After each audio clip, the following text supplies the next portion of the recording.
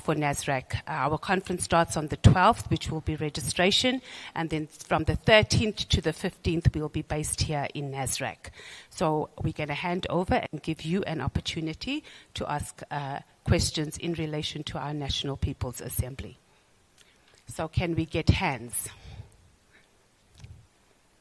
1, 2, please remember your number.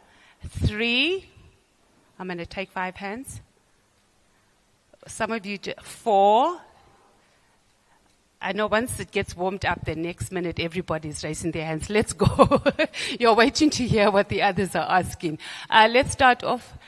Do we have number 5? Okay, so let's do that. You know the drill. Yeah, your name, your media house, and your question, please.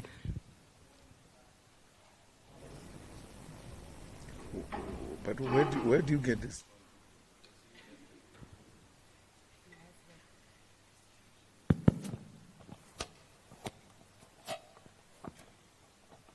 Good morning. Alfara Mushwana here. I'm a journalist at Eyewitness News.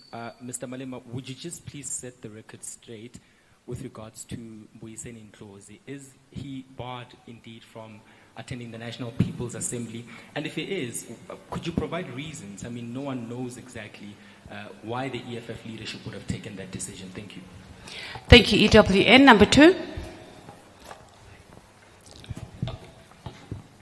Good morning. Mashudu Sadiq, I'm from the Star newspaper. Mr. Malema, you have been having critics who have been saying, well, critics and detractors who have been saying that your style of leadership is divisive within the party. How do you respond to that? 1. 2, the para issue has come back. You're going to court tomorrow. What are you seeking to achieve with this? It has been going on and on for a long time and nothing has been happening. What are you seeking to achieve? Thank you. Number 3. Thank you, the Star. Junior Commando from Newsroom Africa. Thank you so much for the opportunity. What I just wanted to get clarity on, Mr. Malema, is yesterday you spoke about how your former deputy his redeployment, from KZN to the Northern Cape. You said that the party basically it did not communicate the real reasons why he was moved. I just wanted to ask, does the leadership then have regrets in terms of how it handled that situation? Do you wish that you would have handled it differently and told your supporters the real reasons behind why you had moved him to the Eastern Cape? The reason why I'm asking this also is because you indicated that you are urging your supporters and your members to be upfront when it comes to them hearing about either an individual planning on leaving the party or not. So it's in that regard that I'm asking. Do you wish that you had been upfront and honest with your party members with regards to redeployment of the Deputy President? Thank you. Thank you, Newsroom. Number 4. We have the mic here. Thank you, Desmond.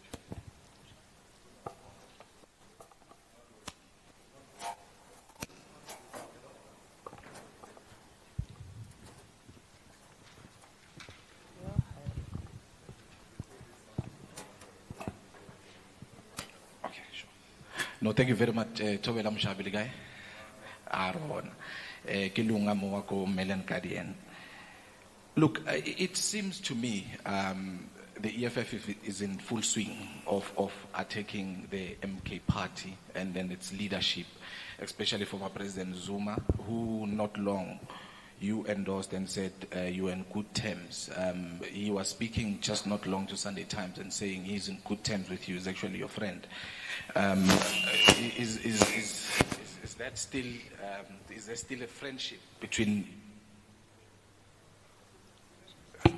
you and him? Yes. And not long you tweeted something that had to do with saying that 2 of your favorites are going to leave soon. Do you maybe want to tell us to say who are those 2 favorites that everyone or you anticipate to leave? And lastly, going into this NPA, there's a lot of questions. I think my colleague Alfade raised it about the issue of Mbuyiseni Ndlozi. Will it not divide the party further if he's not allowed to contest? From what I've been hearing is that some branches are planning to actually protest against the decision if he's not allowed to contest. And maybe lastly, are you endorsing Coleridge Khadi to be your deputy? Thank you. Thank you, Melanie. Number 5.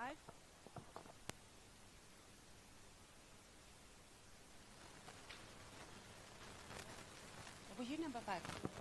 Okay, we'll do another round. Let's conclude. I'm with the SABC. Mr. Malema, one question keeps on lingering on one's head is that throughout the years since the establishment of the EFF, you came across as a politician that was very calculative.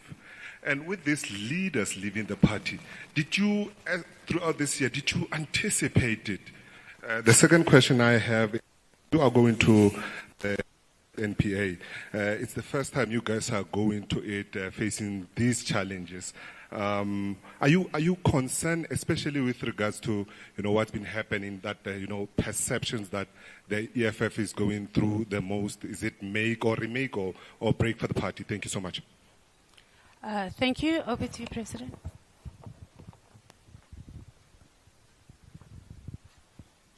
Thank you very much. I don't know what you want me to answer on Ndlozi, because I never said anything about Ndlozi.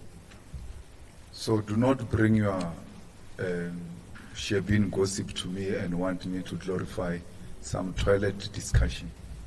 I'm not part of that. EFF has never said anything. If we've got anything to tell you, we'll communicate it.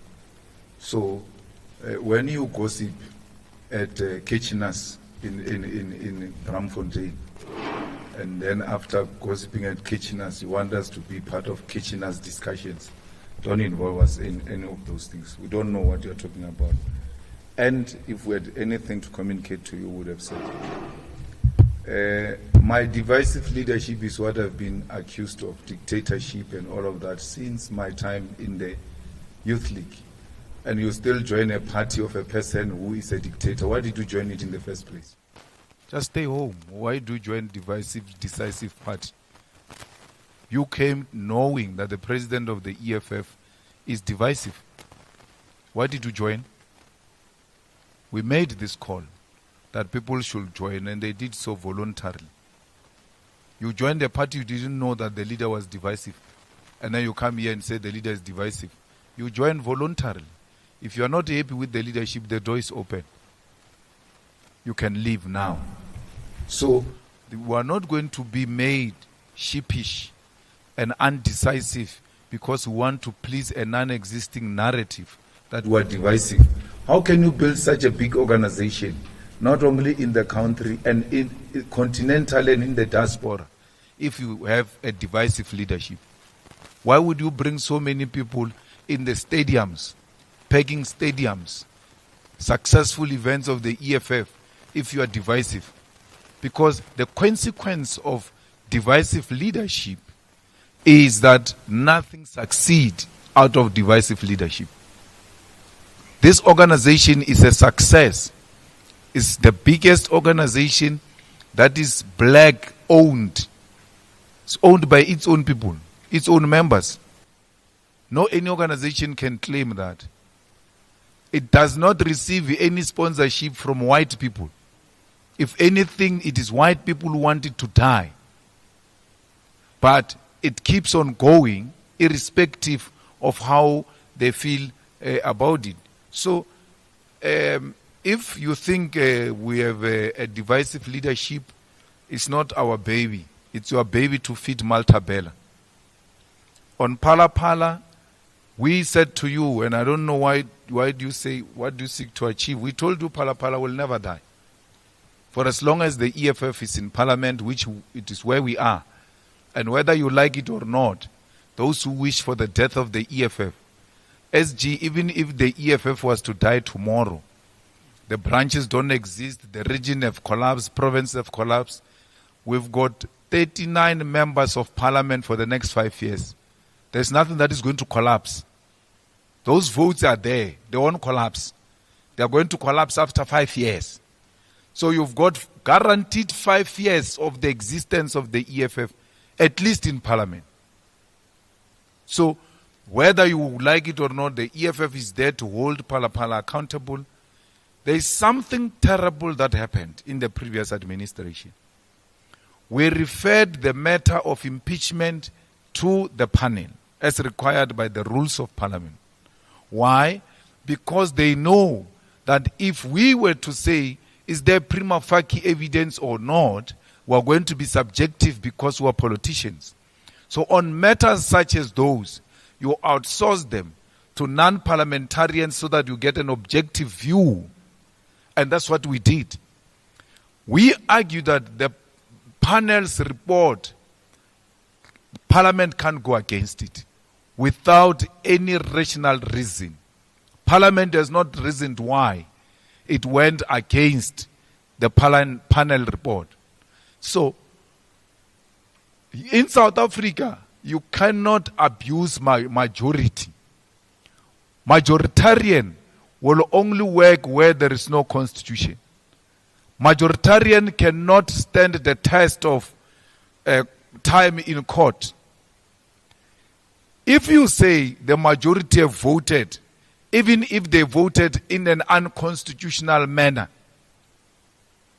and then you say no, majority have spoken, there's nothing we can do about it. Our constitution doesn't work like that. Every decision, even a decision of the majority, must meet a rational test. And that's what we're going to do.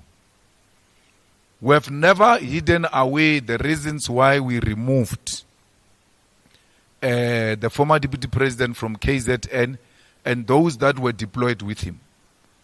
We had a meeting of our owners, the EFF. We made assessment. An assessment we made out of our own now direct interaction with the ground in KZN and the complaints we have been receiving from KZN led to the removal of the former deputy president and others. You know, to show you that there was something wrong that the deputy president was doing with other colleagues in KZN. Everything that was reported to us was extremely perfect.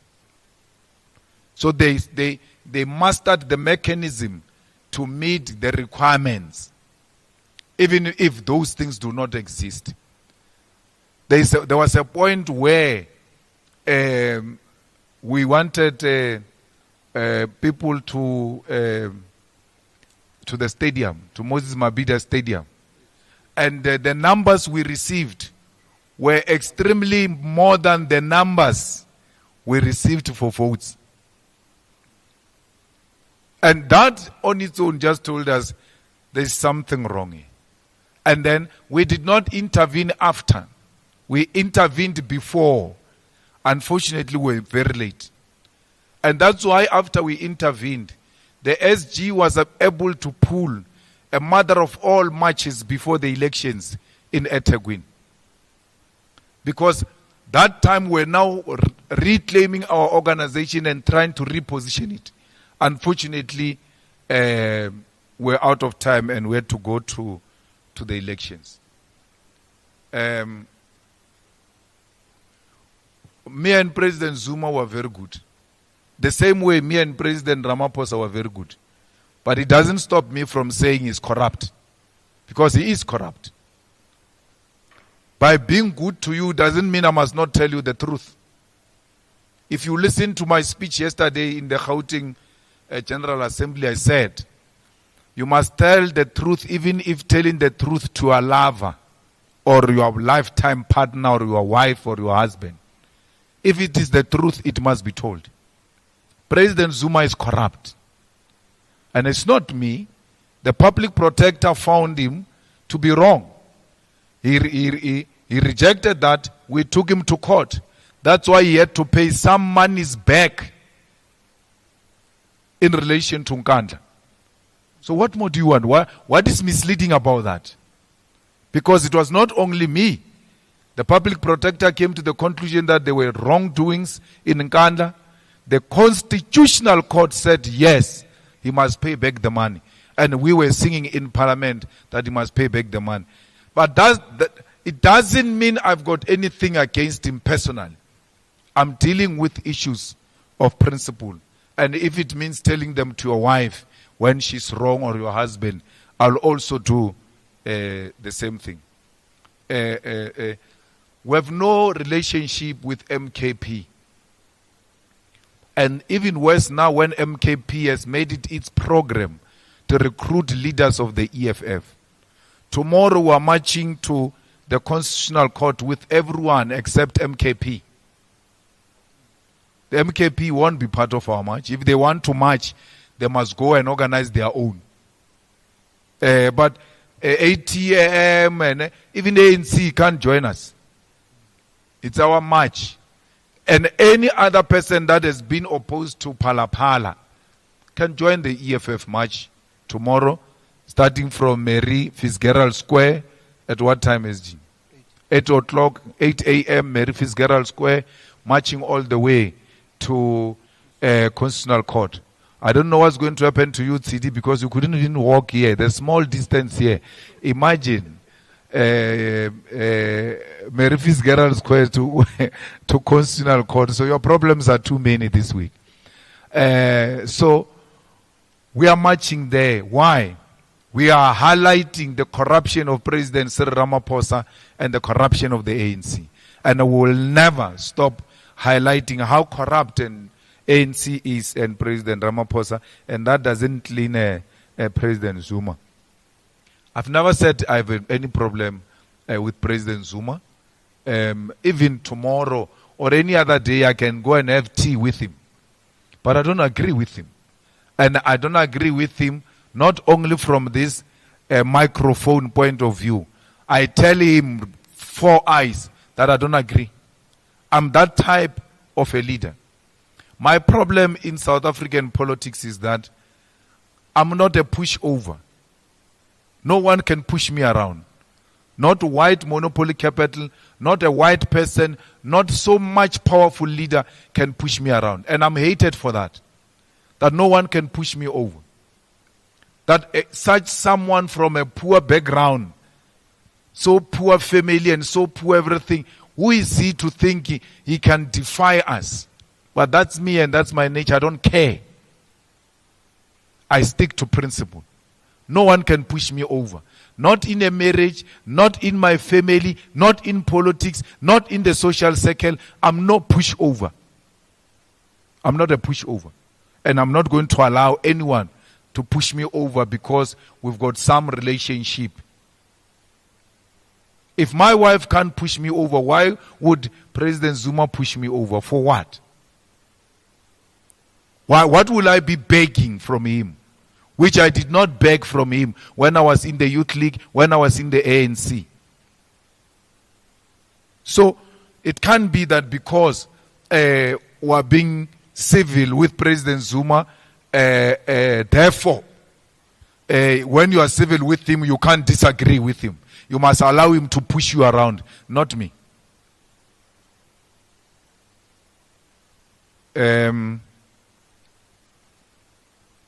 And Mail and Guardian came with something, man, this weekend, which Ndlozi responded to. Rebellion, which is another question we asked. There is no branch that is going to protest here. Not a single one. As a political reporter, you have to have at least an entry understanding of politics. Just entry. You may not understand the depth of politics, but just have the most basic thing. So let's tell you basic, and the instrument you use to measure whether there's going to be a problem or not is those PGAs we had yesterday and a day before. They were not just PGAs. We were testing the waters so that we can anticipate and detect where the problem is going to come from. There was no single problem. Not one, not anywhere. The people you are talking about, they were never spoken about anywhere. Anyway. In 9 provinces, we registered 95% of expected delegates. All of them are registered. They are coming to UJ on the 12th to come and receive their accreditation after producing their ID. Everybody is registered. So you should know that the PGAs will tell you what's going to happen. And your bosses know because you were there in the PGAs. But the PGAs are not trending in the media. And this I was telling my wife. I said, you know why? She said, what? I said, because there was nothing wrong. Nothing went wrong. That's why they can't trend. You don't talk positive about the EFF. If any province had disrupted the PGA, that province was going to be a defamation of all our PGAs, including those that were successful. Betile, weekend. Disappointed. We're normal, the tactician. We are no longer tactician. Betile weekend team. Nothing. Nothing that happened in the PGAs that is not going to happen here. And we did nothing. We went, we opened the PGAs, all of us. And then after that we left. So that branches can talk freely and express themselves. And which they did. And I don't know why you don't learn, because this is a repetition of what we've been doing over a period of time. And many of you were there. And we're aging together. Very soon you will be called veteran political journalist. But you still don't have an understanding of how do you get to see what's going to happen next. Everybody that I said that your favorites are going to leave the EFF, all those that we have anticipated are gone. Are gone. Everybody that we thought is going to leave, they left. Now we're proper. That's why you go fundraising even expired goods that are no longer relevant to the EFF. And then you say, so and so is leaving from the EFF, like high profile, referring to an expired goods. Because you are running out of high profiles. There is no one who's going to leave the EFF.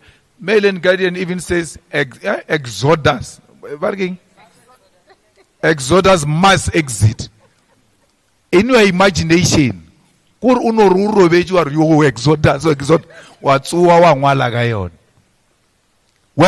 we can say to you, give us a list of 15 members who left the EFF, 15, Exodus. You can't give us that. Nothing like that.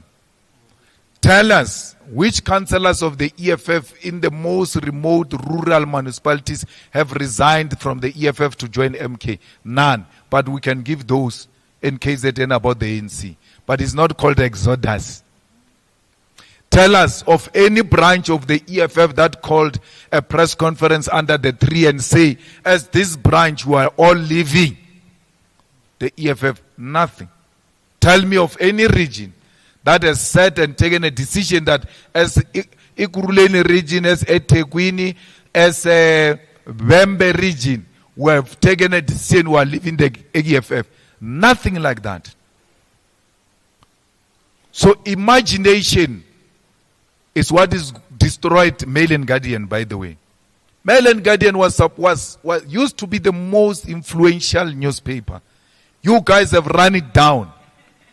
It is now even worse than Sunday World. Sunday World is more perfect with politics than Mail and Guardian, which used to set the agenda. And this is not a media attack. It's an honest assessment. So this is what used to happen when we were growing up.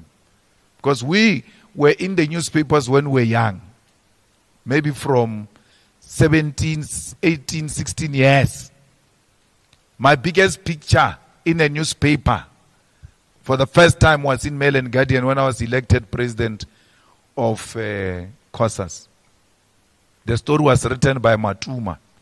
I don't know if he's still in the media. Mail and Guardian will write on Friday. Then we know what is going to be the angle on Sunday. And then that angle of Sunday will influence what's going to happen the whole week until Mail and Guardian writes again on Friday. Can you claim that today? No. Your own colleagues don't follow your stories.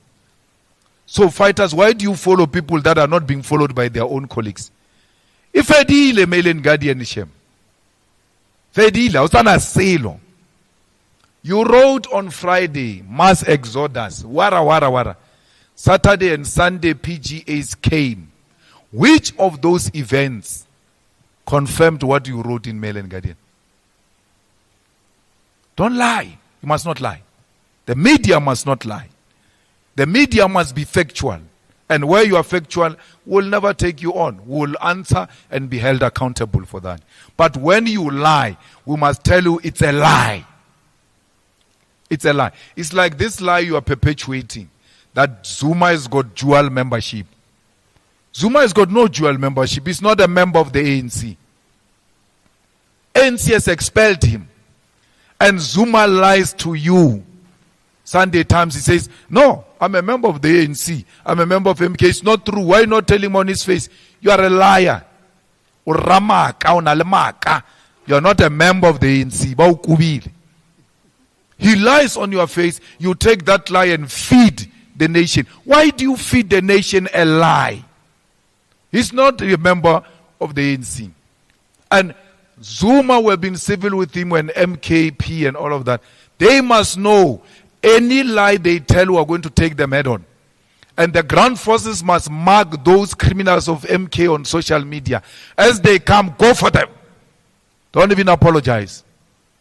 They think they can bully us on the social media by revealing some old non-connecting stories and say, but these people are not consistent. We have been consistent about Zuma. When I went to Zuma's place, it had nothing to do with anything or politics. It had everything to do with South Africa. Zuma was refusing to go to the commission. They were going to arrest him, and there was going to be violence in South Africa. And I went to tell him, please, there cannot be violence in our country in your name. Because I love this country so much. So much that I'm able to go into my haters' yard to go and save South Africa. And Zuma refused and said he's not going to go. It happened exactly as I want him. He got arrested and we had the July unrest. And I will do it again if it means saving South Africa. I will do it again. I went to Zuma in Nkandla to have tea with him to save this country. I did not win. But unlike many of you losers, I did not fail to try. I tried because I love this country and I will try again.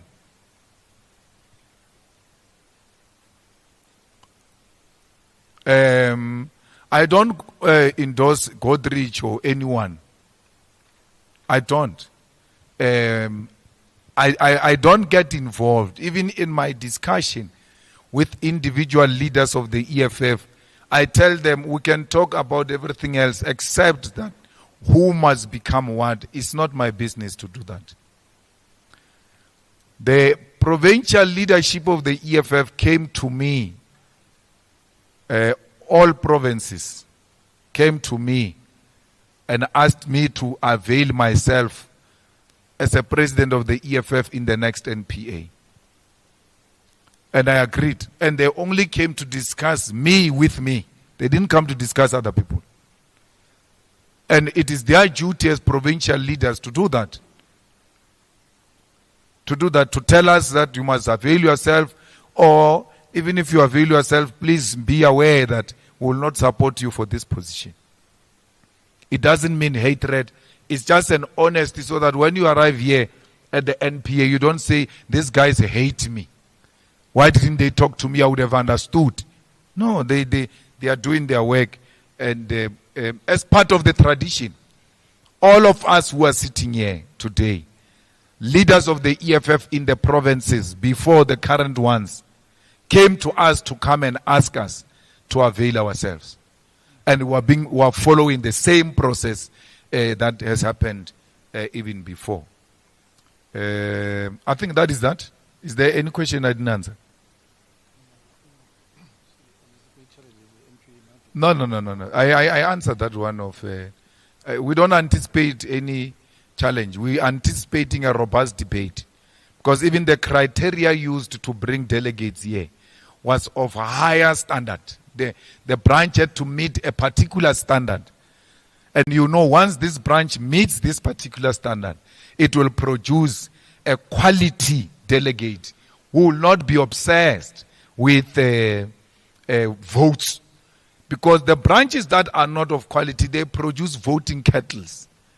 Voting kettles don't care about discussions. When you talk about organizational redesign, international relations, blah, blah, you speak for a very long time, SG. When you finish, Fagigam. They don't hear those things we're talking about. They want voting. So we are not bringing to our conference voting kettles. We're bringing quality. Thanks, Liam.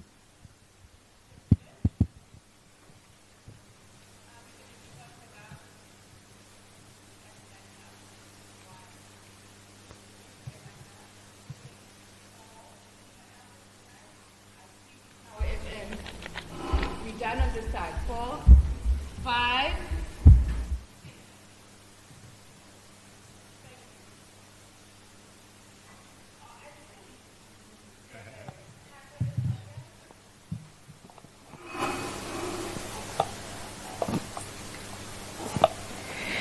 Good morning. Yes. Good morning to the leadership of the EFF. Just a couple of questions from me. My name is Lizega Tando. I'm from Times Live. Mr. Malema, the ANC and the DA have been in this discussion around the Bella Act. We know what the EFF has said around the Bella Act, that it must be implemented in its entirety. Because it affects me, and I think it affects every parent, black or otherwise, what do you think needs to happen? If the ANC concedes to the DA's demands around the two clauses, what does it mean for the transformation agenda? Just your perspective on it. And have you engaged the president around the Bella Act as the DA and other stakeholders have? I want to ask all the other leaders if they will contest their respective positions or possibly other positions in the top leadership. Primarily interested in the chairperson and the secretary, as well as the deputy secretary general. Mr. Malema, you entered into this progressive caucus early on this year, or when Parliament started. I wonder if, because there's quite a number of us who didn't feel that MK, in terms of the posture that President Zuma was taking in the lead up to the elections, that it didn't exemplify a leftist party. I wonder what constituted a progressive caucus to you, and does that still remain? My last question, sorry, there's quite a number. The ICC coming out with this arrest warrant for Mr. Benjamin Netanyahu. Given the South African, I think you also shared those feelings that the ICC favored the West. Has this changed your perspective on that forum? Thank you so much. Good morning, everyone. My name is Sine Sipho from Times Live.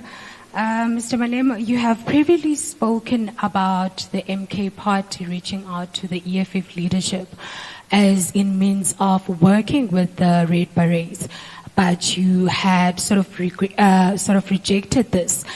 Zuma has again lamented his intention of wanting to work with the EFF. However, you have sort of highlighted that the MK party has been sort of trying to get EFF members into their own party, growing their own party. Has the MK party leadership reached out to the EFF yet again post-elections to try and convince the EFF to sort of join alliances with the MK party? And what is your position on that? Thank you.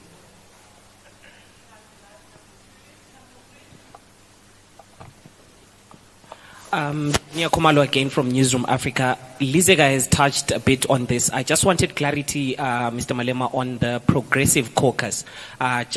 Given the statement that you said about the MK party not being welcome to more as you march, does this mean that the EFF will not be part of the Progressive Caucus, or despite what you said, you are still in that Progressive Caucus? Thank you.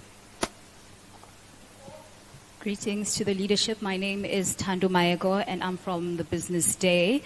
So in the discussion documents, the NPA discussion documents, particularly the one on organizational character, the EFF assesses its leadership, particularly saying that a substantial number of those deployed within government at local level or wherever are not loyal to the party but are rather loyal to their deployments. How does the EFF, or particularly you, Mr. Malema, how do you foresee changing this in order to better the organization? Has this had any impact on nominations or anything of that sort, leadership nominations in the upcoming NPA, in terms of vote buying or anything like that? Similarly, with regards to CCT members, you say that these members do not do anything in relation to their CCT portfolios and are lazy. How do you change that with the incoming CCT and the incoming leadership? Thank you very much.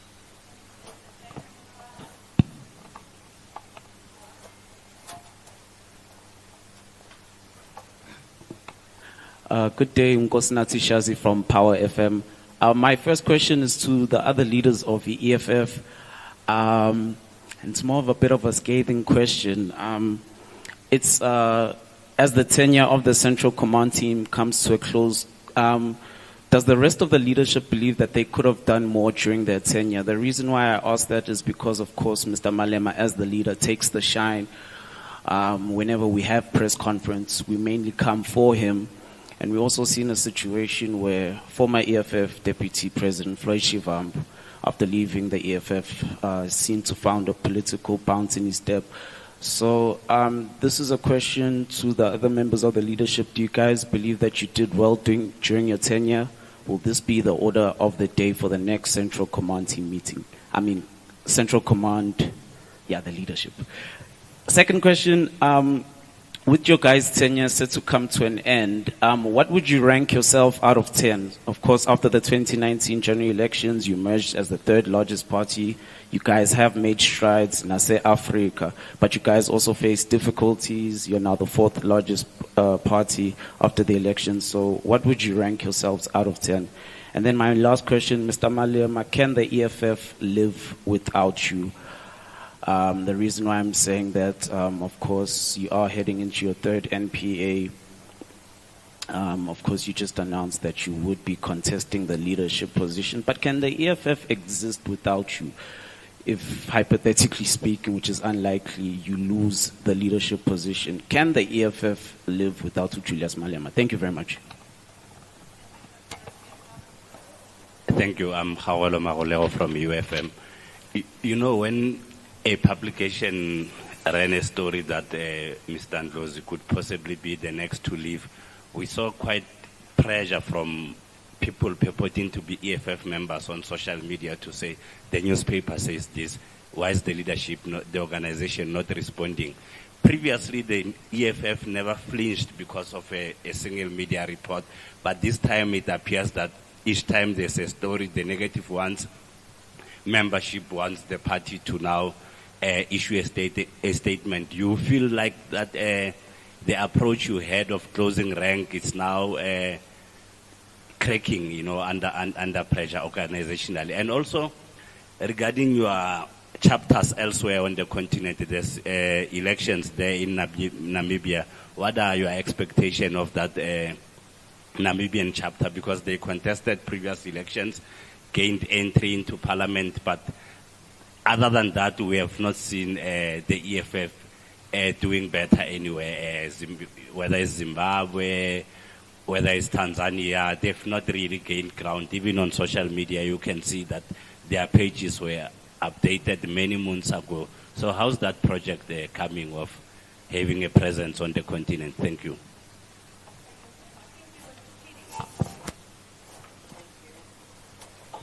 Thank you, Leanne. TD Madia. She catches strays from Julius for fun.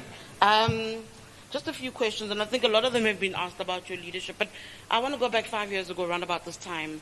You had a media briefing ahead of the second NPA, and you made a comment about the amount of pressure that falls on Julius Malema's shoulders. No matter what the EFF does, you get judged. That was your view then. I just want to get your sense of it now, and the evolution of the EFF alongside with that, taking into consideration that you did find your members now leading in government, and you did raise concerns about what that threat meant for the EFF. So that's a multi-pronged question. Number two, a few weeks ago, we saw throngs of orange going to the Voortrekker monument. And part of what I was reflecting on when I watched that is how emboldened particular pockets of our society have become. That the 2024 general election results have made particular sectors feel that we can be taken back. You've been asked many questions about transformation here today, but mine is really just about watching what are generally black parties going off at each other in public spats. Just your sense of what needs to happen, because the truth of the matter is people are emboldened. White people in this country are emboldened and trying to drag us in a particular direction. And I cannot be the only person who sees it. Does the EFF see it? What is your perspective? That sea of orange in Pretoria, in Tshwane, I cannot forget. Just a comment on that. And lastly, you say everyone you anticipated to leave has left. Let me ask you quickly, who of those who've left is a great singer there? Thanks.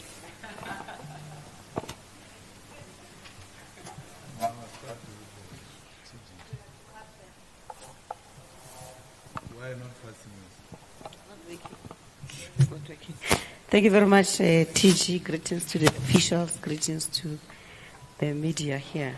So I come from Ward 5 in Tshwane, and Ward 5 did not make it to the NPA because they got less than 10%. However, I also come from, as I said, Tshwane region, led by Fighter Obakeng as the chairperson, Fighter Blessing as the secretary. We'll get the mandate from them. They will go and lobby the province. So Commissar Nguleko Dunga and Commissar Moshe will then consolidate their view within the province, and will get guidance from the province. We are having leaders of the province here in Gauteng and across all the provinces, and therefore I'll get the mandate from Gauteng. On the question of, I think it's you who said, how do you rate yourselves? We're going to the NPA. I'll be presenting the Treasurer's report, and the NPA will decide. The delegates will decide. I can't sit here and blow my own horn. We don't work like that in the EFF. I can't say, yeah, I did well. No, let the delegates decide, because they are the ones who elected us and gave us the program of action of what to do in the past 5 years. And we're going to report back in the assembly what we did for the past 5 years. And let them be the judge. Thank you. Thank you very much, TG, and to the media. Yeah, as a current national chairperson, we have served our time. We are proudly handing over a living and healthy organization on the 12, 13, 14, 15. And the delegates will then tell us, because from our side, we've done our best. Remember, we also lost 2 years to COVID. And coming back, we must have to reflect that the EFF did its bit, and whatever is humanly possible, we did it. We contributed to Parliament with the laws on GBV, with the laws amending Sexual Offences Act, even the Bella Bill. There's a huge contribution from the EFF in that Bella Bill. That's why we feel very strongly that the President must go and implement it. We have shaken the Pala issue that you're still talking about. is the doing of the EFF in the parliament side, where I was mostly based and sent by the organization to do and lead the caucus with the chief whip. Organizationally, we've moved, we've done everything humanly possible in the 3 years. And then, yes, just like the TG is saying, the delegates will tell us that where we had fallen short and where we have achieved very well. And as for my availability, the PGAs were just the 2 days ago. Provinces are consolidating. They will then tell us what's happening. We are servants of the people. If the delegates are saying serve, we'll serve. If they are saying don't serve, we'll sit and still move as revolutionaries. Thank you.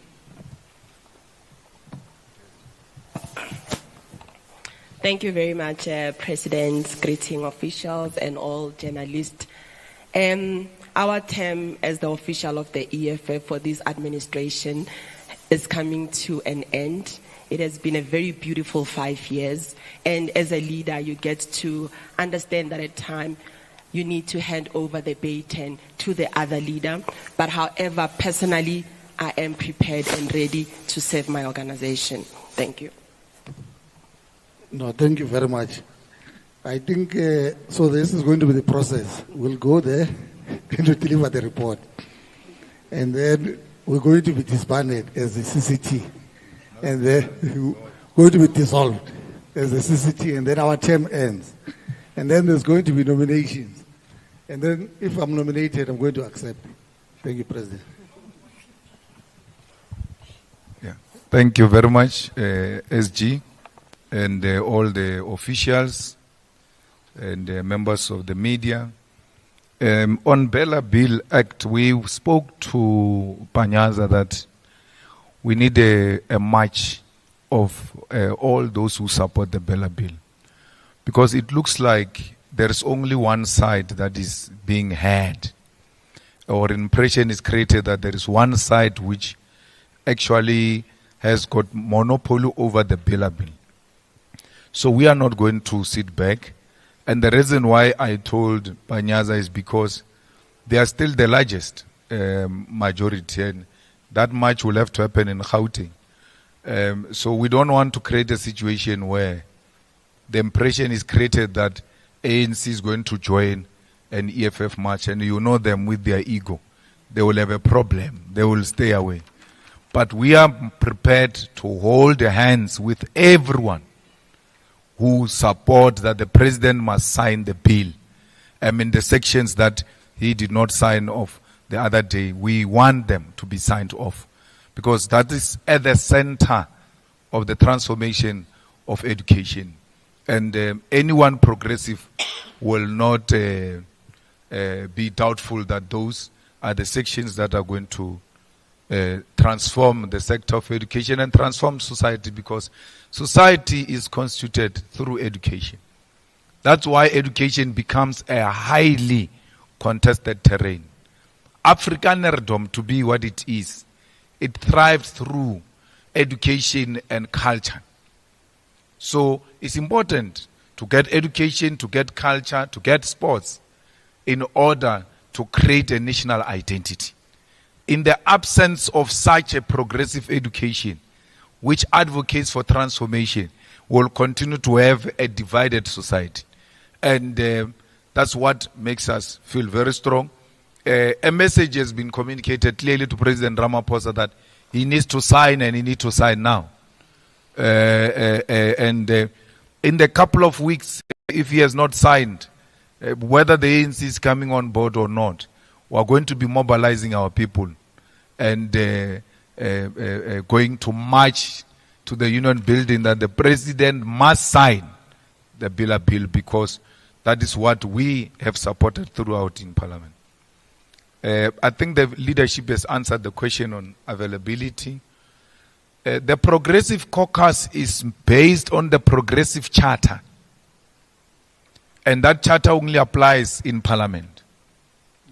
So it's not based on anyone who agrees with what is in the charter can belong to a Progressive Caucus. You don't have to be left.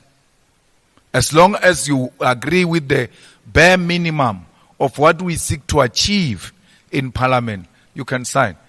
We fully agree with you. There is nothing left about MKP. There is nothing internationally progressive about MKP.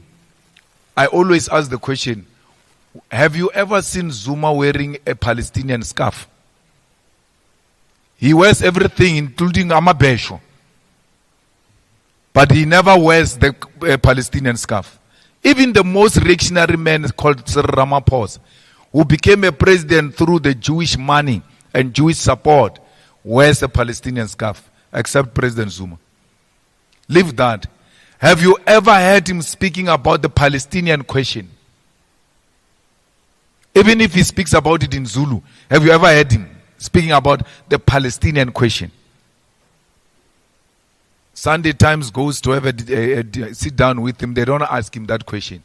What is your view about ICC decision on Netanyahu? What is your view about Palestine? Where do you stand in relation to Cuba and its embargo? Where do you stand in relation to China and Russia? So, and this over glorification that he has signed for BRICS and all of that, it's work that he found there. It's not his own initiatives. He has got no track record of initiating that anything that can unify anyone.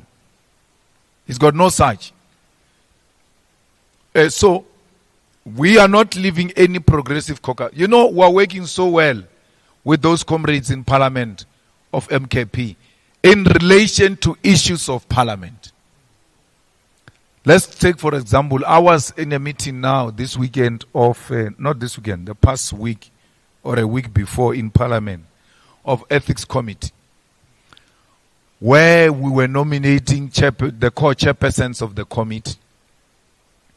Ntlamulo nominated J.P. Klope, and Mandisa Makasini of the EFF supported the nomination of J.P. Klope. We did not get the necessary numbers. And I nominated Mandisa as a co-chairperson from NCOP of the EFF, Makasini, and Ntlamulo of MK supported the name of Mandisa. There was no caucus, position, nothing. But there is a principal agreement amongst us as parties that we are opposed to GNU. And wherever GNU raises its ugly head, we'll confront it, we'll crush it. We don't have to exchange notes. We don't have to have a caucus in order to work, because we have agreed on a minimum program. So we're going to work together. Why would I not work together with someone who says, let's support the expropriation of land without compensation? Even Helen Zille, if she can come and say, let's expropriate without compensation, I will hug her. Because that's what the EFF stands for.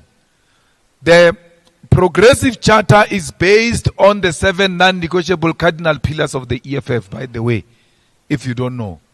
Go and read the progressive charter of the Progressive Caucus and compare with the 7 non-negotiable cardinal pillars of the EFF. You will realize this is a copy and paste of what the EFF stands for. I remember the only contribution was made by from MKP by Mklitama, where we said expropriation of land without compensation for equal redistribution. Mklitama said, let's not use equal, let's use equity. No, he didn't say equity. He said a word, man. We said for equal redistribution, and then he said something else, but he had a problem with the word equal. And he was saying we must put equity or something. Yeah, so that's how much the discussion went about towards the adoption of that progressive chart. Netanyahu, we support it. We support the warrant of arrest for Netanyahu for violation of human rights, for genocide, for killing innocent people. I have already written a question to President Ramaphosa, a parliamentary question, asking him, if Netanyahu comes to South Africa, will you arrest him the same way you said you'll arrest Putin? He has to answer that question. Because Ramaphosa has got another headache. Because Putin must come to South Africa next year, November, for G20. What's going to happen? Is he going to threaten to arrest him the same way he did? Or is he going to, in a cowardice manner, tell him not to come? But he can go to Putin's home. But he can allow Putin to come to his home. What a coward. Let Ramaphosa pronounce from his mouth. He's going to answer that question. He's either going to answer it now, because you don't ask him critical questions. You ask him artificial questions. That question is going to arise when he appears next in Parliament. And I will ask him, will you arrest Netanyahu if he brings his big shoe, ugly shoe, to South Africa? Because he must be arrested. And that premier of Western Cape said he was going to arrest Putin. We will arrest Netanyahu ourselves. If Cyril is not prepared to arrest Netanyahu, we will mobilize our people, we'll go and arrest him. If he dare comes to South Africa, if he knows what is good for him, he must never come to this country. We don't harbor murderers and killers of children and women. We are for human rights. We are with the people of Palestine, and we do not doubt ourselves when it comes to that. MKP, did it reach out to us and all of that? They've never reached out to us. But the maturity of President Zuma, if there is anything like that for him, given the relationship we have, when some prominent leaders of the EFF were going to MK, he had a responsibility to give us a courtesy call. If he is really an elder, if he's really matured, if he's really a statesman who's got this relationship with us, whereas we're trying to build a progressive caucus that will unite black people, he had a duty to say, hey man, there is this thing that is going to happen. You must know that I have nothing to do with it. I can't choose for members, which is right. He can't choose for people whether they want to come or they don't want to come. But that courteous call, which he often made to me when on other matters, on this matter, he never cared to make that call. And that makes the relations to be strained, by the way. Because when you think you've got this kind of relationship with someone and you get treated like you are nothing, you also start behaving like you are nothing to them. If you are nothing to them, they are nothing to you. And that's it. That's the end of it. It's like Vuyani knows that my wife is involved in infidelity. He keeps quiet. He doesn't tell me. When I find out and I ask Vuyani, he says, no, I knew, but it was not my place to tell you. That is a betrayal. That's not loyalty. It's like these people who are in the EFF who say to us, we knew so and so was going to leave, but did not tell the leadership. And they still want the relationship to be the same. You cannot know such information and not tell me and expect me to trust you. I do not trust them, and I will never trust them. Because trust is earned when you show loyalty at a point when it is needed. Not loyalty of nice time. When it's nice, no, we are loyal, president, CIC. When things are bad, you can't show that loyalty. You must show loyalty at the most tested moments. You sit there comfortably with people who are telling you an issue that is going to bring the organization into disrepute, an issue that is going to negatively affect the organization, and say, no, it was not my place to tell you. Where is loyalty there? You're not loyal. And people who are not loyal must never be trusted by anyone. They will kill you. You will die. You must vakervort.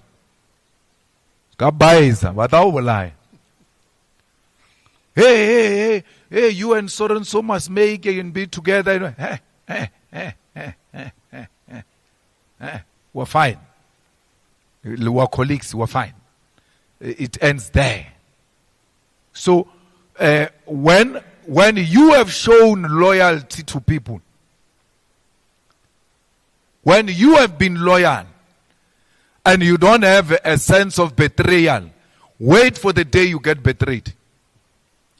You will understand how we feel about betrayal. We, loyal people. We've never done anything to harm these people. I always ask and I always say to these comrades, for every moment there must be a turning point. You must say, it was at this point when I knew that we're heading for divorce now. What was that point? Can they point that point where they say, this was a turning point? This was a turning point. No one can point at that turning point. Because a turning point helps, because even if you are in denial, but you will know we fought on this point. You go and sit with people who are telling you they are leaving the EFF. You say, have you prayed about it? Have your mom prayed about it? And then you keep quiet. And then you think we must all survive through prayer. Now we must be informed by prayer, by Holy Spirit, that people are going when you've got information. That is the highest form of disloyalty. And Godrich says, even if he had told me as a joke, I would have brought it to the attention of the leadership that this guy made a silly joke. This is what he said. That's what loyalty is about. Loyalty means defend the organization in private and in public. Our organization went through a particular period where all leaders had to come out and defend it, and you were not there. Why must I be there for you? Why should the organization be there for you when you were not there, when the organization needed you the most?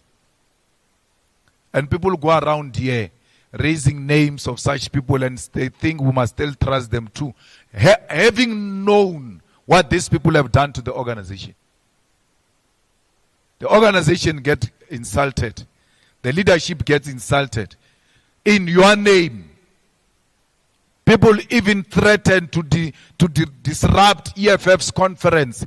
In your name. You keep quiet and then you say, we must say loyal. What loyal? You will rather be alone, my brother. My sister, you will rather be alone than to force yourself in a relationship that is not working. I'm using relationship to simplify this disloyalty that we have experienced ourselves. And how do I come to know that this person has known, that one has known about Floyd going? They don't volunteer even after he left. They don't volunteer to come and tell me. They wait for me to come and ask them, did you know? Yes.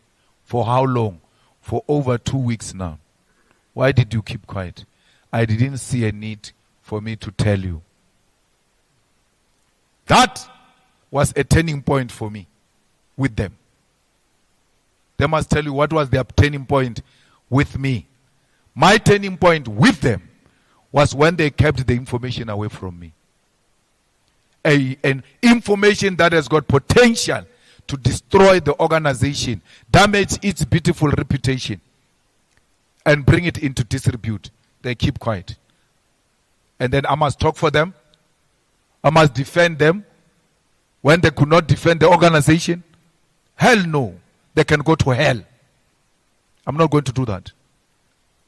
Even if that means we must lose vote, I'm not going to fight for votes by sitting with people who are disloyal. Because I want votes. I must spend time with people who are disloyal. You know what it means to be an official. We have a meeting of the top 6 and they say the most highest form of secrets of the EFF because we trust each other. That's what being an official means. It emanates from trusting each other, not as a friend, SG, but as a person who can be trusted that you will defend the organization under the most difficult position. Imagine if one of these officials had resigned and followed the former deputy president. That's disloyalty. Don't ask me to share a meal with disloyal people. You are asking me to commit suicide. My son, very liberal in his approach. Don't know that way. Let's give them chance. What. That's when I tweeted those things of Zuma, those old videos of Zuma. When we got expelled from the ANC, Zuma and the top 6 of the ANC laughing. I said, boys, if they can get you, they will have you for breakfast and laugh about it. You get an opportunity to get to them. You don't use it. These people who sat with Floyd and knew Floyd was going, they were at the center of that planning my downfall. Had they caught me, they would have finished me off. That's how politics work. If they catch you, they will finish you. You catch them, you play with an opportunity. Then you'll have yourself to blame. That's the problem because of this kind of business we are dealing with. Those are politics for you. I said, Ratanang, ask yourself a question. If they'd found me at my weakest, what would have happened to me? I know this because I'm from it. I'm from that. I know all of this that is prevailing. Where I get expelled, the people I grew up with, the people that I shared a meal with, the people that I didn't have to think twice about them. When I called them to come over so that we can form a political party, they didn't come. I slept with 10 friends before I was expelled. I woke up alone because they were never my friends. You are not going to ask me to travel that path again. I'm not going to do it. Never. I'm not going to do it. Not for anyone. I know what disloyalty means. And I can see one when it appears and I can touch it. They would have done that to me when I was young. Not now. The only people I feel bad about is their parents. Because most of them come from very beautiful mothers who love and support the EFF. And every time we deal with them like that, at the back of our minds is, you know, that mother, that grandmother, that father who took us in as their children. How will they feel about us now? But how will my grandmother feel if they were? How did she feel when they did that to me? Was there anyone there to consider her feelings? As these boys, because there are no girls anyway, as these boys misbehave, I always think about their parents. Because I thought we were loyal so much that we have even gone beyond issues of political meetings. Now we have introduced each other to families and all of that. I'm thinking of their parents. But it's not us. I never initiated any fight with anyone. I never said to anyone and said, let's fight so and so. They did that. They went to sit and say, we have to drop him. We have to finish him off. You know, the EFF is still very young, 11 years old. To wake up and say we've got loyal members and loyal supporters is deceiving. Loyalty comes out of longevity. I will not say those things I said in Leanne's podcast because she was very angry and the national chair came and said, put age restriction on that thing because you say wrong things. It's longevity. You know, it must take long. It must not be quick. Longevity. That's where loyalty comes from. It's like, that's what revolution is. Revolution comes out of longevity. Revolution is numbers, see, the numbers. Some people say size doesn't matter. Size. They say size doesn't matter. But in the revolution, size matters. Size. Longevity is very important. As we build this organization, which is still at its formative stages, you must expect the staff riders. You must expect the position mongers who fail to achieve certain things where they are and think the quickest way is through this way. As they fall on the way, you can't say the organization has failed. Because out of those experiences, out of that hard-working membership and leadership, loyal and disciplined members are going to emerge. And we are very patient with that process. We are ranking ourselves 10 out of 10.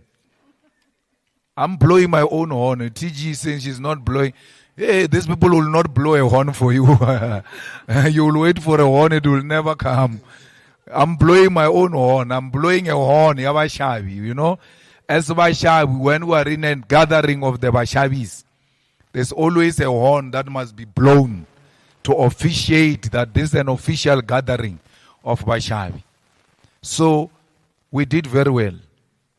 That's why I'm prepared if they say this team must go back with you, I'm prepared to go back with them. I have no problem, none whatsoever, with any individual who is here, who's a non-performer, who is a factionalist, who's a divisive person, and I can't say that about any of these people. What they do after that is their own issues, because I had a discussion with the SG when Cape Town and about Floyd, and I said, you know, Floyd must come back. I don't see anything. If Floyd was not there, we didn't have to impress him. We were sitting, I was drinking, you know, coffee. SG was drinking hard things as usual because I don't do. And we were talking generally, and that's why I asked him, where does this one come from? Because even in the most private, useless, meaningless conversation, there's never been anything like that. Whatever they do, it will be out of their own judgment. He says, I'm not his brother, but I regarded him as my brother. If he doesn't feel the same about me, it's his own problem. So I did everything for him as a brother. I did. And I must be challenged one day and be pushed. I will talk. Don't push me. So, what we are doing here as colleagues is to deliver a mandate of 5 years in 3 years. Divisive leader should have asked for 2 more years. We're supposed to sit here for 7 years, national chair. Because we lost our 2 years. We didn't do anything in 2 years. But even in that 2 years, the EFF was the most active political organization. Used innovation, creative methods to make sure that we keep our members abreast and informed of what is going to happen. We went as far as defying the COVID laws and went to fight for George Floyd under COVID. It's us. We went to fight for opening of stadiums under very difficult conditions, because we never said, no, guys, it's justifiable for us to stay at home. We felt very bad because we are hard workers. When there is no work, we feel bad. We want to work. Racism in Brackenfell in Cape Town. It was us during difficult times of COVID. So 2 years we haven't worked. Yet we worked because the laws were not allowing us to do anything, but we still made sure. We have never kept quiet on any newspaper report. Never. We don't respond to gossip. Otherwise, we'll spend all our lives. Tomorrow they say national chair, we must release a statement. Hey, we must release a statement. When you wake up in the morning, Lian, what is the gossip saying today? Yeah, write something. No. We're never under pressure. You can't say you are under pressure in the same sentence and say you didn't say anything. Under pressure would have meant we must respond, and we responded. Let me tell you, my brother, we don't respond to Twitter. We respond to our members. It doesn't matter what Twitter says. I've got 4 million plus followers on Twitter. I tweet and disappear. All I do is to retweet, and I retweet even ideas I don't agree with.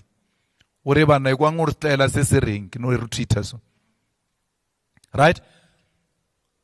But I don't look at comments. I don't care. I use it to inform the people. I use it to defend the organization. That's it. How you feel about me on Twitter, I always knew that world is not real. Because a person speaks rubbish about you on Twitter now, and then they see you at the mall. They jump like headless chickens. The way they are so stupid, they even say, I'm the one who tweeted about you on Twitter. I will stop doing it.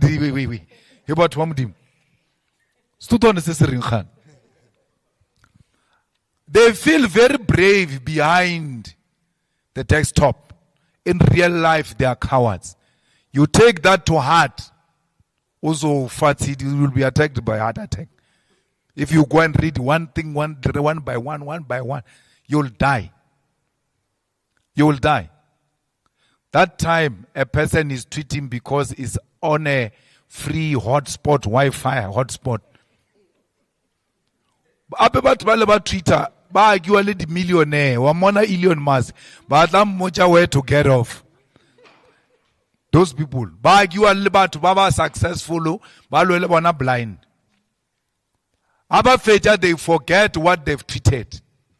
They even forget what they've tweeted. They are just driven by what is trending.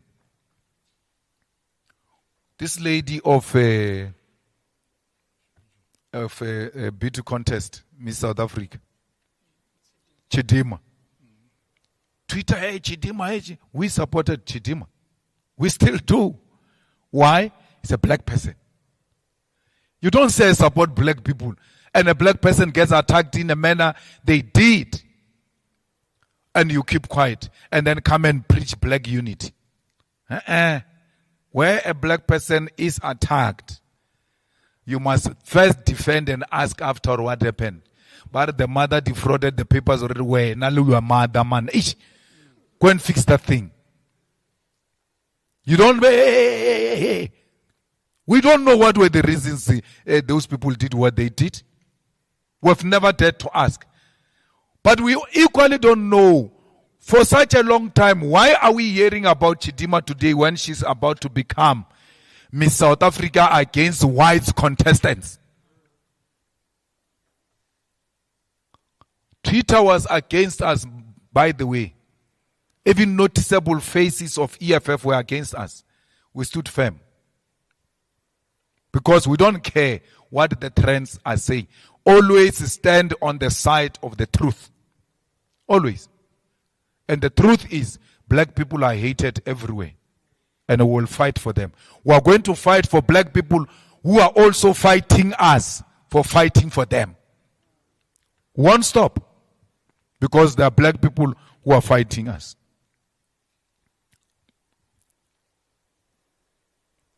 Well, I still get the same pressure. When the EFF wins, it's not Malema, it's EFF.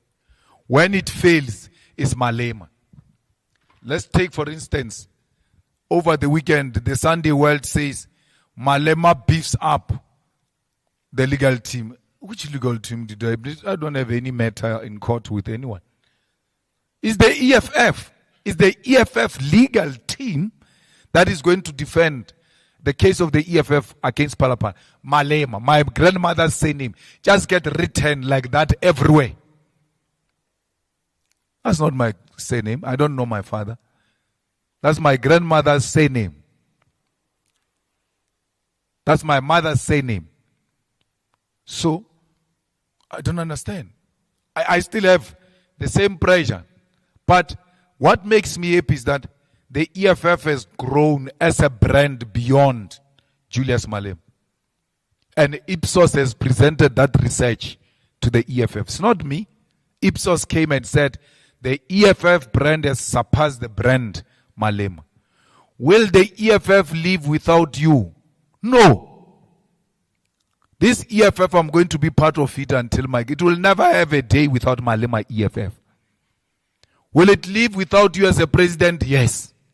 But I'm not leaving EFF for anything. So there will never be EFF without Malema. And you know what is worse about Malema? Is that Malema is a founding president of the EFF.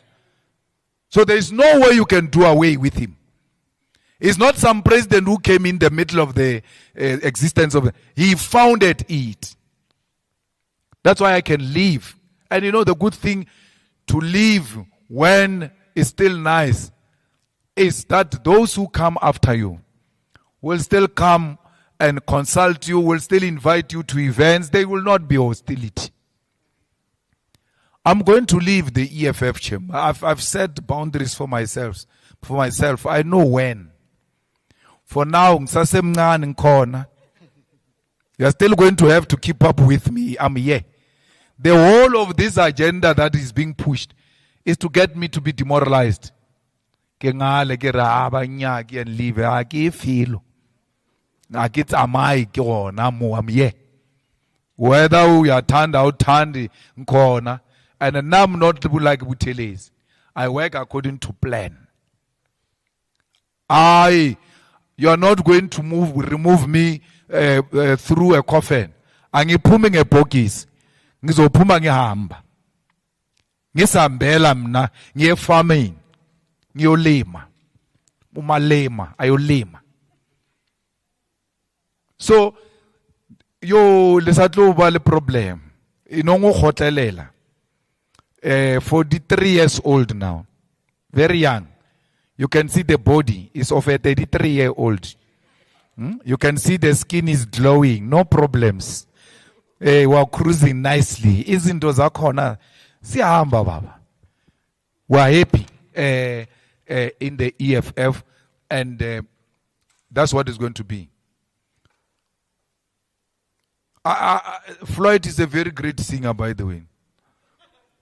You must play videos of Floyd singing. He used to like that song of saying that we don't doubt ourselves. EFF I used to sing that in Tsonga. And as Noval. What? Not as Noval. Lento siyenzayo. What is the... Yeah, he used to sing that song. But Tulane J used to sing that. Floyd used to sing. Oh, what a great singer we lost. So that's answering your question, which great singer left. And even Dali sings, by the way. Yeah, but even Dali sings. Yeah, even Dali sings. And all of us sings, by the way. I also sing. I'm a very good singer. So you must never give that trophy to some individual and take away our revolutionary responsibility that we exercise with pride of singing revolutionary songs. Because there were no idols held here in the EFF, and they said so and so won an idol. There's no one. Yeah, we're all great singers. And really want to take this opportunity, members of the media, to thank you. We've been together for the past 5 years. The only media house we've been seen is ENCA. We had a meeting with them, and we will announce a decision very soon, because we don't enjoy blocking any media from any event of the EFF. It's not what we exist for. The ENCA will tell you in their own right and interview that those who left made it very difficult for them to reach out because they were going through them and all manner of things. But we finally met, and a decision will be communicated, because we want everybody here. We can't say Daily Maverick is a media, because it's not a media. That's pure gangsterism. Someone uses it from their own dining room to drive a certain narrative. It's not a media house at all. It's like saying EFF podcast is a media house. It's not a media house. It's pushing EFF propaganda pure. But we don't do it pretending that it's a media house. It has been a very fruitful, exciting 5 years. But this year has been a very painful year. With the election outcome and with the recent developments, we didn't close it with a bang. To lose members is not an easy thing. Even if it's one member, it's a painful experience. But we are born to do this thing. We are born to lead society. And we can't be crybabies. You know, I was brought up by a grandmother. I've never seen my grandmother cry, not once. Whether a person dies, whether there's a bad thing happening, she's the one who was communicating bad decisions. Only saw her cry for the first time when they announced the death of my mother. And I always asked myself, why is this old woman not crying? Like, we'll be crying and announce so and so passed away. And then everybody will cry and all of that. She never cried. Why? She was a leader. She knew the day I cry, these people are going to collapse. I'm leading these people. We cannot be crybabies as leaders. We are hurt, but we are not crybabies. The more victories are still to come.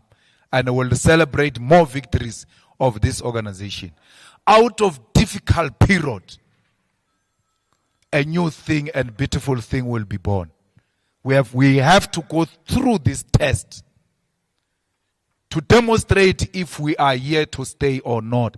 It's a necessary test which we have to pass with flying colors. Thank you very much.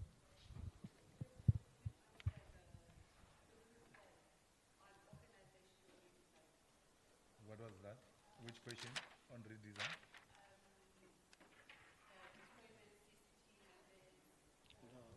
Oh, I answered it. I spoke about loyalty. And what I'm saying is that organization of a dictator critiques itself in that organizational redesign. It's not written by Business Day, that thing you're quoting. It's written by us critiquing ourselves. Yet we're called dictators. People who can say, the people who are in parliament, they are not loyal to the organization. They are loyal to their positions, the leadership and this and that. It's us. Before it goes anywhere, it's us who discuss it and say, now we have polished it enough, it's proper, let's take it out. It's a constructive criticism of the organization, and the delegates are beginning to respond to it. And they did so during the weekend. They will do so on the 12th to the 15th. On the 12th, we are registering delegates at UJ Soweto campus, and all of you members of the media must be registered there. No chance takers will be registered as masquerading as media. Then from there, our delegates, it's going to be a smooth process. We have registered our delegates already in the PGAs. When they walk in, they produce their ID. It gets punched on their laptop. I almost said computer because I'm that old. And then it gives out your details. The whole name tag will appear. So they will sit this side, type your name, and then the name tag will appear on your side. Then you'll be taken a beautiful photo, which is going to fit on that space. If they've not done that yet, they've done that. They've done that already. So then the name tag will come, and then you'll be asked if all of those details are yours and they are proper. You say yes. It gets printed on the next chair, and then it gets issued out. Then you sign that you have received your name tag. Let me tell you what is more beautiful. And that's why I'm looking forward to that beautiful conference, because it's going to be constituted out of 2,500 delegates. 1,600 and something CD. Out of 2,500, 1,600 plus are females. More than 50%. So we are going to a women's league conference there. It's women. That's why it's so peaceful. Women are people of peace. That's why it's going to look so beautiful, because majority will be women. Imagine you get into a taxi, you are hiking to Zanin, and then some kumbi stops. When you open it, it's full of men, and you are a man yourself. You're like, I know, I made a mistake, you can pass. We're not a hostel. Unlike the other thing that people went to. It can't claim these things that we are claiming. Not even the ANC can claim these numbers of women. You say you are fighting for women. You go to a party of patriarchy, a party that has got no proper women representative, even at the highest form of leadership. And you can't say there's nothing I can do, it's democracy, because you are the one who appoints. Even in the appointment, you see no capable woman. So, I'm happy that we are going into this kind of a beautiful conference. South Africa, relax, sit back, take your popcorns. Nice movie is going to start. 12 December. And then it will finish 15 December. I get to or 15 December. Traffic yawe ya poloko aneke matata. Mara reda no bonchana redujiri ya 15 December. I can promise you a spectacular conference. The most beautiful conference. Both in design, in logistics, media, you'll have your own area. It will have all types of laminates. The hard ones will be provided once the conference closes. During the day, you must be sober. You are not getting nothing. You will get after. Food, lounge will be arranged for media. Business lounge is arranged for any businessman who wants to come. As long as you are not MKP, you can come here. Our biggest end, they want to see anything that has got to do with that. Then, business lounge is there. Unlike the media house, the business lounge, you pay. If you are a company, you want to bring 10 people, it's how much teaching? 500,000. Come and relax. Come and listen to the proceedings. When you get bored by us, you can retreat to your own lounge. All things will be provided at those business lounges. Any businessman who wants Popo PGA, there was an ambulance company. And that ambulance company was black owned. But it didn't look only like an ambulance company. It looked like some medical aid. It's just that I didn't ask too much. It looked like it provides facilities beyond ambulances. They came and set up nicely at that PGA.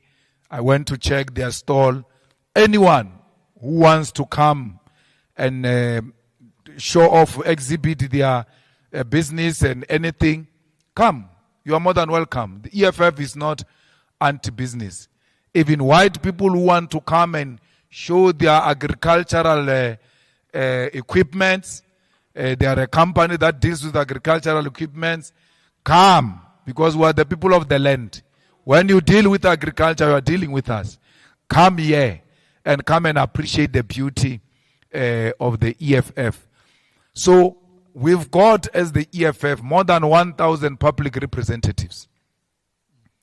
We've got support from black middle class. So you've got any product you want to sell. Majority of these people are not going to be matriculous people, are not going to be unemployed people. They are of a particular category, which might be a target of your business.